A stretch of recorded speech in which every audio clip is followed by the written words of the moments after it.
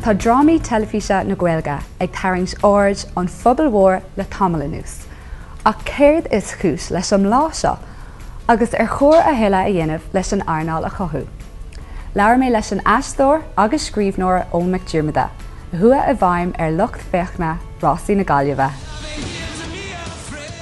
It's deisíntacha mar tá dá hangad le ghola léir spéir agus Gaeilge, so tá níos mó deisina agus seantaí a páirtaí go háirid ar stáite agus inis ó bunú TG4 ar a telefís. Chamach mis sin go háirid a chláirchaí cos le Rosnarún inis nach béim amór ar lífiocht na Gaeilge. Chláirchaí gá hangacha cos le Rossaí na Gaillimhe nó Paddy Wackery nó na léidir siúd.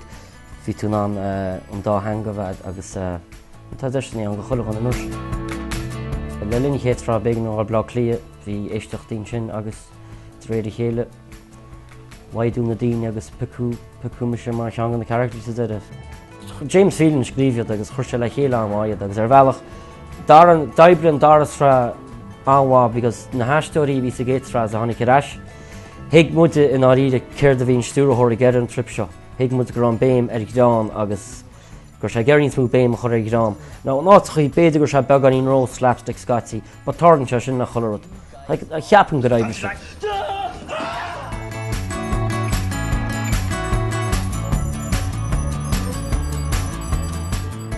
Cá NASA na chúnaí Ron Seama an seo I méil firsta agus í ag aisteoach sa trá drámaíochta seacht.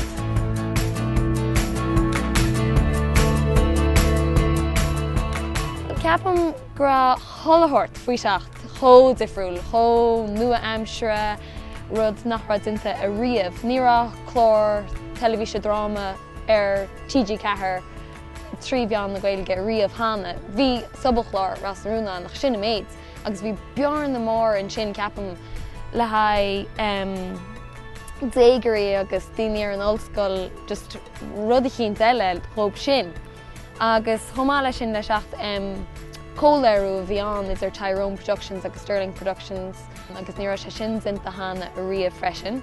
Bhí sé sitsa I cathair béal feirste, bhí sé a chur seachtar déagóirí agus síl an ollscoil síl sóisialta a bhí ag daoine agus bhí go leor drogaí agus gnéis agus mar sin de mutaí le seacht.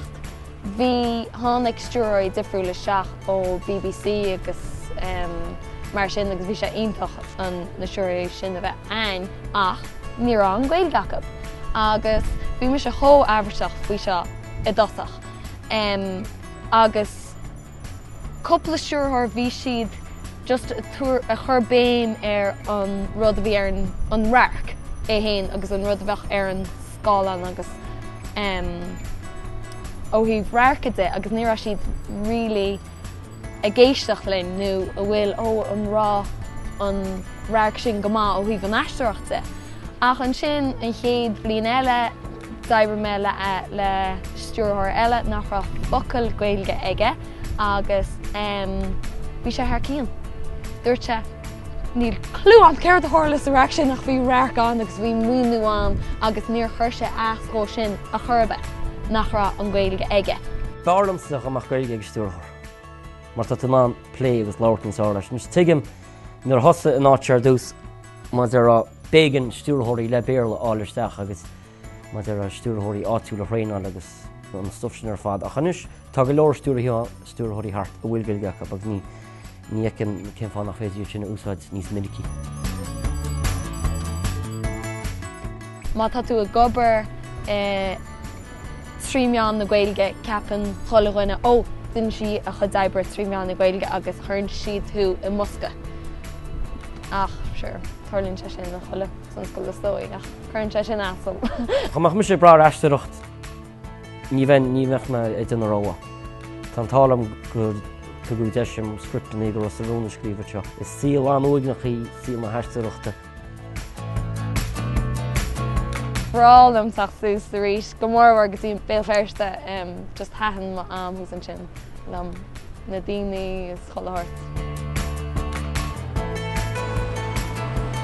Ábhar macnamh an sin an taobhiste d'Arnáil na nrámaí telefíse.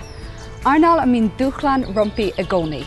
Ach, le passion agus leis an takeíocht cheart ó chréiltarí.